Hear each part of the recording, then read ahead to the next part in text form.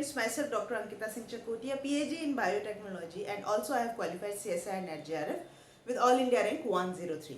आज हम बात करने वाले हैं सेल्स ऑफ इम्यून रिस्पॉन्स की। इम्यून रिस्पॉन्स तो मेनली दो तरह के कंपोनेंट से मिलके बनता है। एक होता है इनिट, दूसरा होता है एडेप्टिव, है ना। इनिट जो होता है वो बनाता है हमारा front line of immune response, है ना। अब ऐसा क्या खासियत है जो इसको कि इनेट इम्यून रिस्पॉन्स ही सबसे पहले सजग हो जाता है किसी भी इन्वेडर पैथोजन के आने पे, या फिर हमारे बॉडी में कोई सेल डेब्रिस है उसको रिमूव आउट करने पे? उसका आंसर है दी कंपोनेंट इज सेल्स। तो क्या सेल्स खुद ही डायरेक्टली किल कर देती होगी? मतलब कि कैसे होता होगा? They actually perform this action of immune response via phagocytosis or via releasing some cytotoxic compounds, which can be protein, which can be lipoprotein, which can be glycolipid, glycoprotein. तो ये इसकी केमिस्ट्री होती है, ठीक है। सेल्स हैं, but what type of cells they are actually? They are called as immune cells. तो immune cells ठीक है, तो एक नाम हो गया जिसके अंडर में बहुत सारे सेल्स हैं। वो सेल्स इम्यून सेल्स मान लिए, लेकिन आते कहाँ से हैं? These cells, these immune cells actually coming from a single cell. बहुत सारे हैं, ये बहुत सारे हैं, but they all are coming from a single cell which resides within our bone marrow, that is called as hematopoietic stem cell. Hematopoietic stem cell जो कि हमारे बोन मैरो में ही पाई जाती है। बहुत ही कम इसकी काउंटिंग होती है, which is nearly 1 in per 50,000 cell, और लेस देन भी हो सकती है। अब इससे कमी क्या ही होगी। तो इसलिए बड़ी समस्या हुई थी जब रिसर्चर्स को ये तो पता चल गया कि हाँ बोन मैरो है site of generation of these cell, लेकिन कहाँ से और कैसे, कौन सी सेल है जो एक्चुअली में ये बना रही है, क्योंकि इसका बिल्कुल फर्स्ट स्टेप निकालने में ना बहुत मुश्किल हुई थी रिसर्चर्स को। तो दे यूज टू टेक्निक। उस टाइम बहुत अच्छा हुआ कि 1980s में flow cytometry and monoclonal antibody का इन्वेंशन हुआ कि हाँ भाई ये इसकी मदद से हिमेटोपोइटिक स्टेम सेल को बोन मैरो से आइसोलेट, बोन मैरो में जितनी भी सेल्स थी उनको अलग किया गया। कैसे ये अलग हुई, क्या वजह थी इसके, क्या प्रमाण था कि यही एक अलग सेल है, यही एक हिमेटोपोइटिक स्टेम सेल है जो कि बाकी सेल से अलग है? उसका आंसर है इसकी सरफेस पे पाए जाने वाली कुछ एक प्रोटीन, जिनका की नाम था number 1 it was CD34, number 2 it was stem cell antigen 1, stem cell antigen 1. Another one was c-kit. C-kit is nothing. It's a gene that ultimately give rise to one receptor for tyrosine kinase, जो कि एक growth factor ही होता है tyrosine kinase, ठीक है। ये तीन अलग थी जो कि सिर्फ और सिर्फ स्टेम सेल पे ही पाई जा रही थी, जिसकी वजह से रिसर्चर्स कह पाए कि भाई ये एक हेमेटोपोइटिक स्टेम सेल है, बाकी सेल्स की तरह नहीं है, ये अलग है, और इसी से बाकी सेल्स बनती गई। एक और खासियत होती है हेमेटोपोइटिक स्टेम सेल की, ये सेल्फ रिन्यूएबल होती है। अनटिल अनलेस आपको कोई भी आपके ऊपर कोई अटैक ना हुआ हो किसी भी पैथोजन का, ये अपना क्विसेंट स्टेज में रहती है, दैट इज रेस्टिंग स्टेज में रहती है। इनका प्रोलिफरेशन नहीं होता, ये अलग अलग लीनिएज में कमिट नहीं होती। लीनिएज इन द सेंस ये कमिट नहीं करती हैं अलग अलग अपने आप को जेनेटिकली मॉडिफाई करके किसी और सेल बनाने के लिए, जैसे कि लिम्फोसाइट बनाने के लिए कमिट नहीं करती हैं, या आरबीसी बनाने के लिए, प्लेटलेट बनाने के लिए, या आपकी ग्रेन्युलोसाइट बनाने के लिए, अलग अलग उसमें लीनिएज में कमिट नहीं करती हैं अनटिल अनलेस आपके ऊपर कोई भी अटैक ना हुआ हो, आप इम्यूनो कॉम्प्रोमाइज नहीं हुए हो, सॉरी आपके अगर कोई डिसीज का कोई आपको फर्क नहीं पड़ा हो। लेकिन अगर आपके ऊपर है, कुछ भी आपको इन्फेक्शन हो रहा है, कोई पैथोजन का अटैक हो रहा है, या अंदर से ही आपको कोई ट्यूमर या कुछ इस तरह का डेवलप हो रहा है, तो ये सेल बहुत सजग हो जाती हैं, सेल्फ रिन्यूएबल तो रहती है, साथ ही साथ ये अलग अलग लीनिएज में अपने आप को जेनेटिकली मॉडिफाई करती हैं। क्या है वो लीनिएज, उसके बारे में हम आज डिटेल में बात करने वाले हैं, ठीक है।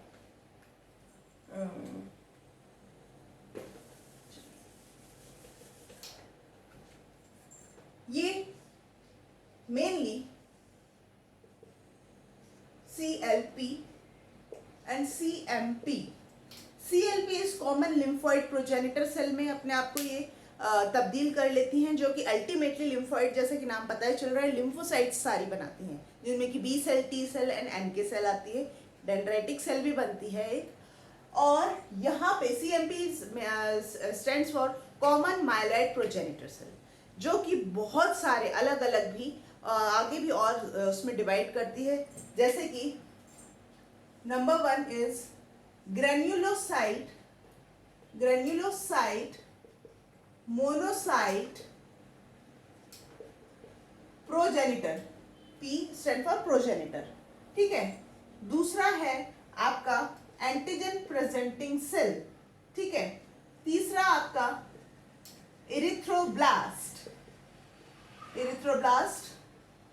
and ultimately the megakaryocyte, जो कि प्लेटलेट को निर्माण करेगी, ये ब्लड में आएगा तो प्लेटलेट बनाएगी, ठीक है।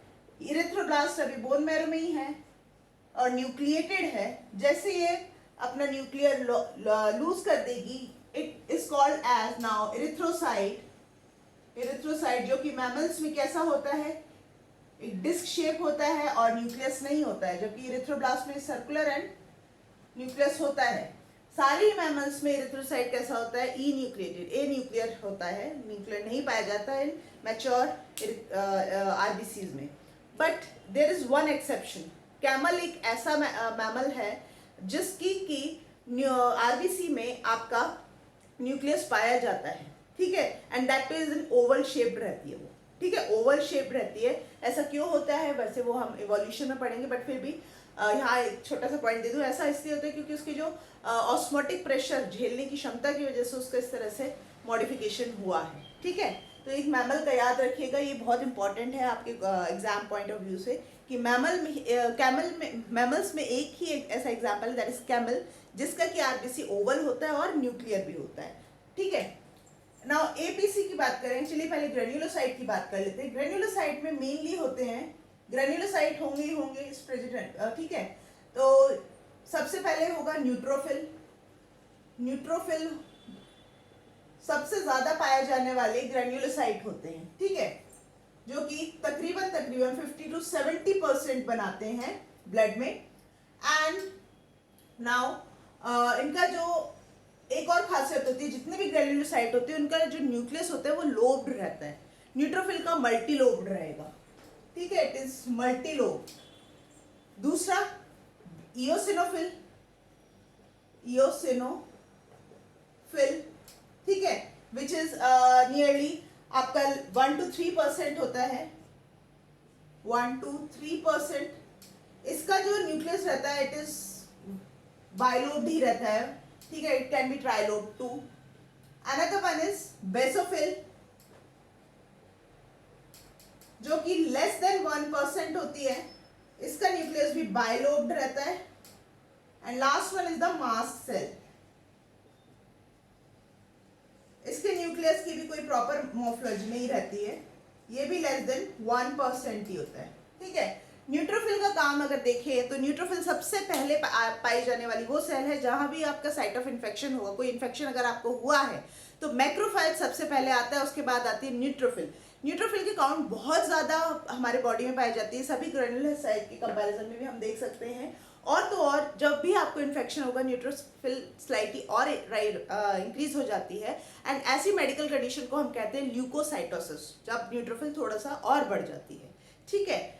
बात करें अगर इओसिनोफिल की, eosinophil actually they are the less important than neutrophil, and they mainly neutrophil की तरह सारे पैथोजन पे एक जैसा काम ना करके ये मेनली एक्टिव रहती है against the parasitic infection, especially in case of worm, ठीक है।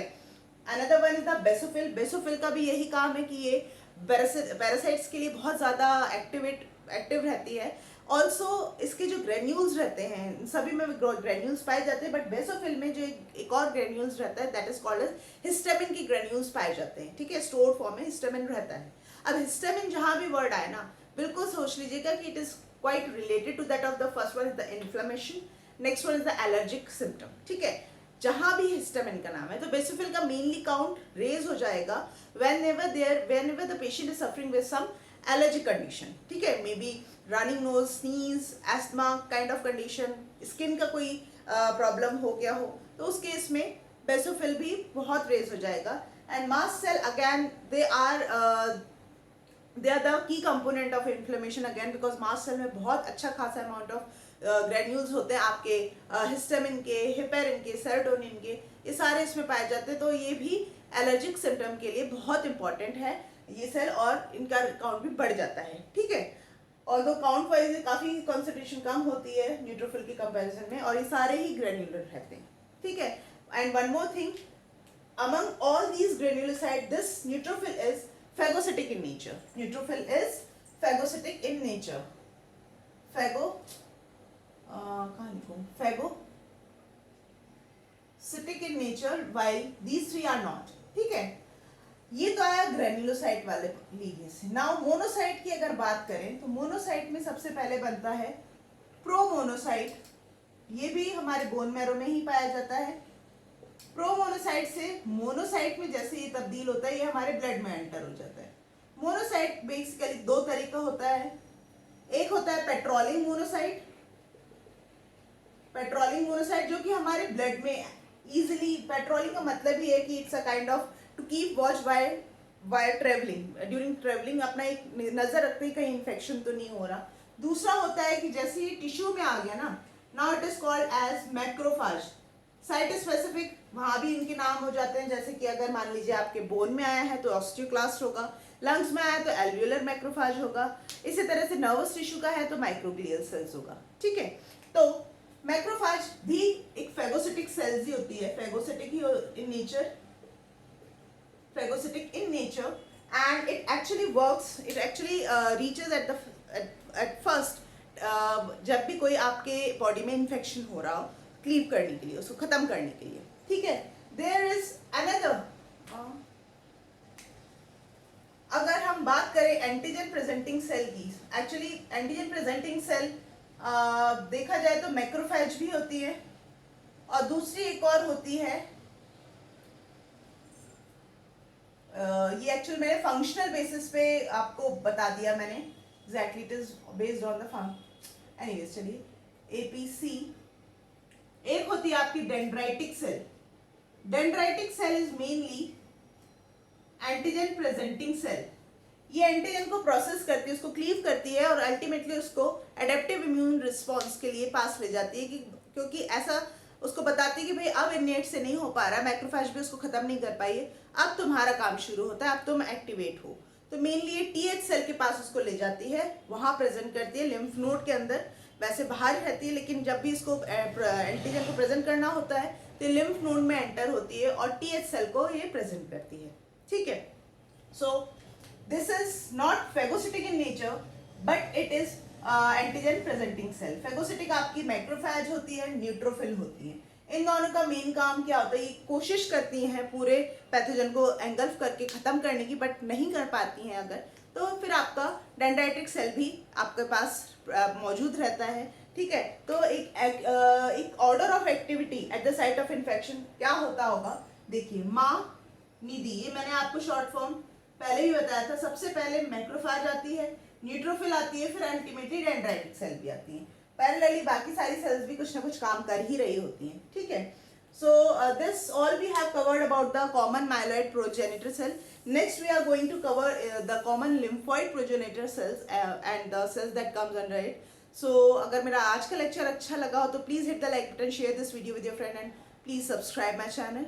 मिलते हैं आगे के लेक्चर के साथ। Till then stay safe and stay blessed. Bye bye.